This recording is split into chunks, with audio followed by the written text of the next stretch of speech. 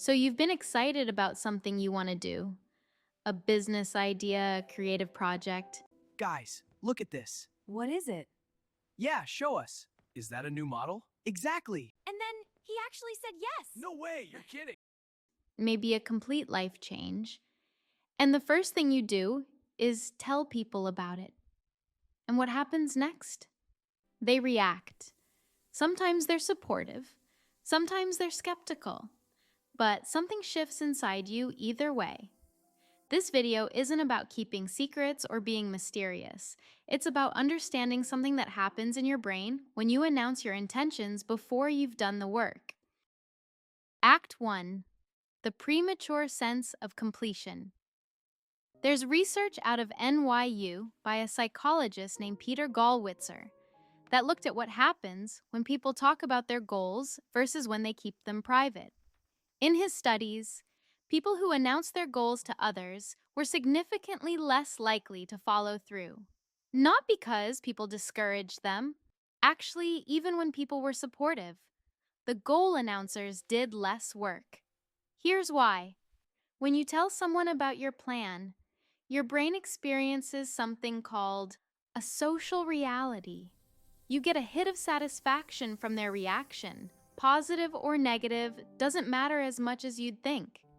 Your mind registers that you've already taken action. You've done something. You've made it real by speaking it. But you haven't actually done the thing yet. Think about the last time you told someone about a goal. Remember that feeling? A little rush of excitement, maybe some validation, definitely a sense of having moved forward. Your brain treated that conversation like progress. And psychologically, it was. Just not the kind that gets you closer to the actual goal. Act 2. The energy leak. Every idea has a certain amount of energy behind it. It's that pull you feel, that restlessness, that drive to create or change something. When you speak an idea out loud prematurely, you're releasing some of that energy into the conversation rather than into the work. Not all of it, but enough to matter. I've noticed this in my own life. When I keep a project quiet in its early stages, there's an internal pressure that builds. It's uncomfortable sometimes, but that discomfort is fuel. It wants to be released, and the only way to release it is through action. But when I talk about it too early, something deflates. The pressure valve opens just enough that the urgency decreases. It's subtle, but it's real. This isn't about superstition. It's about where you direct your creative and emotional energy. Are you spending it on talking, or are you spending it on doing? Act 3. The opinion problem.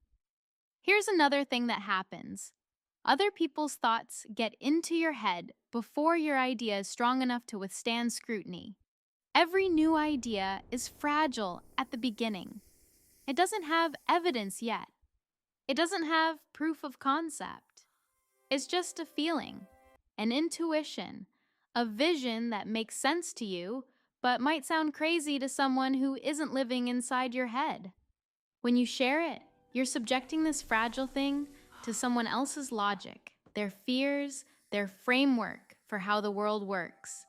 And even if they mean well, even if they're trying to protect you, their doubt can become your doubt. This is especially true if you share with people who haven't done what you're trying to do.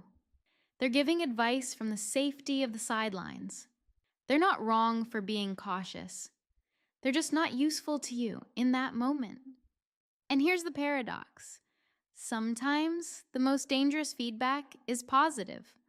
When someone says, "That's a great idea," your brain can check a box. Validated, approved, you got what you were looking for, external confirmation. And now, the edge is off. The hunger to prove it to yourself is slightly diminished. Act 4. The power of private momentum. So what happens when you keep it quiet? First, you're accountable only to yourself. There's no audience to perform for, no one to update, no one to disappoint. Just you and the work. This creates a different kind of pressure, an internal one that's harder to escape because you can't talk your way out of it. Second, you build evidence in private.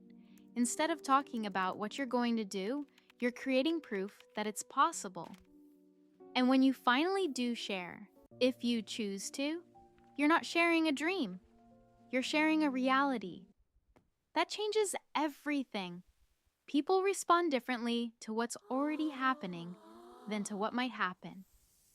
Third, silence protects your process. When you're learning something new or building something difficult, you're going to make mistakes. You're going to have doubts. You're going to have days where it feels impossible. If you've already told everyone what you're doing, those doubts get amplified. You start imagining what they must be thinking. You feel pressure to show progress, but if it's private, your struggles stay between you and the work. You can fail, adjust, and try again without an audience. Act 5. When to speak. This doesn't mean never talk about what you're working on. It means being strategic about when and with whom. Talk about it when you need specific help. When you've hit a problem that requires expertise you don't have, share it with someone who can actually help you solve it.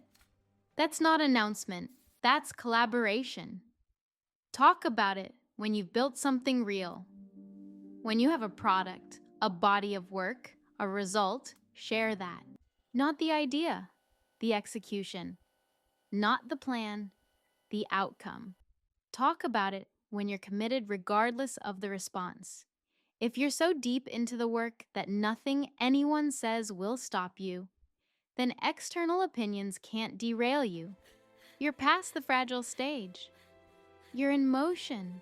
But in the beginning, when it's just a spark, guard it. Let it grow in the dark. Let it develop roots before you expose it to the elements. There's a particular kind of person who announces everything they're thinking about doing. They're always about to start something. They have so many plans. And you notice over time that the ratio of talk to action is way off. Then there's another kind of person who just shows up one day with something they made. You had no idea they were working on it. They weren't posting updates. They weren't asking for validation. They weren't building hype. They were just building. Which person do you want to be? Your dreams don't die because you speak them. They die because speaking them gives you a substitute for the satisfaction you should be getting from doing them. So maybe keep the next one to yourself. Not forever. Just until it's real. Until it's undeniable. Until the work has been done and the thing exists. Then let it speak for itself.